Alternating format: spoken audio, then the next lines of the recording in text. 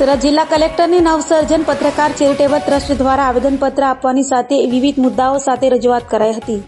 સુરત જિલ્લા સેવા સદન ખાતે જિલ્લા કલેક્ટરની નવસર્જન ટ્રસ્ટ હોદ્દેદારો પ્રદેશ પ્રમુખ હરજીભાઈ બારૈયા, જિલ્લા પ્રમુખ હકીમભાઈ વાળા, મહામંત્રી ઝારા ખાન, જિલ્લા પ્રભારી જીગેશ સોસા, સહપ્રભારી સમીર મંસૂરી, ઉપપ્રમુખ કરણ જોશી તેમજ સુરતના દરેક પત્રકારોએ ઉપસ્થિત આવેદનપત્ર આપ્યું હતું, જેમાં પત્રકાર પર થતા અત્યાચાર અને પત્રકાર પર કરાયેલ ખોટી ફરિયાદી લઈને રજૂઆત કરાઈ હતી. તો હાલમાં સુરતના સિંગણપુર પોલીસ સ્ટેશનમાં નવજીવન ન્યૂઝના પત્રકાર તુષાર બસિયા સામે લગાવવામાં આવેલ પોક્સો અને આઈટી એક્ટ જેવી કલમો રદ કરવા બાબતને લઈને રજૂઆત કરાઈ હતી.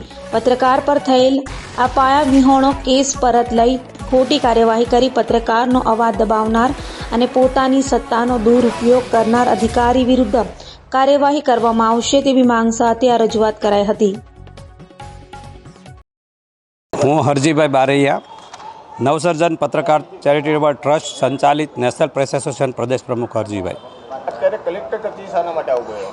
કલેક્ટર ઓફિસે અમારે એક પત્રકાર ઉપર જે ખોટી ફરિયાદ દાખલ થયેલી છે સિંગણપોરની અંદર, જે અમદાવાદની ચેનલ છે નવજીવન ન્યૂઝ ને નામ છે ભાઈનું આપણે તુષાર બસિયા, એની ઉપર ખોટી એક ફરિયાદ દાખલ થયેલી છે.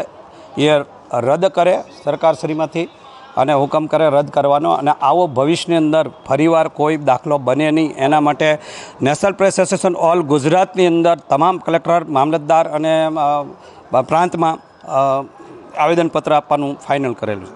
જે પત્રકારો ચોથી જાગીર છે એને દબાવવાની કોશિશ થાય એવું અમને દેખાઈ આવ્યું છે. તો આગળ અમે ઉગ્ર આંદોલનમાં ઉતરે. અત્યારે 40થી 50 પત્રકારો અમારી તમામ ટીમ હાજરી છે. અમરેલી, ભાવનગર, રાજકોટ, બરોડા, સુરત, તમામ ગુજરાતના 34 જિલ્લાની અંદર અમે આવેદનપત્ર આપવાનો હુકમ કર્યો.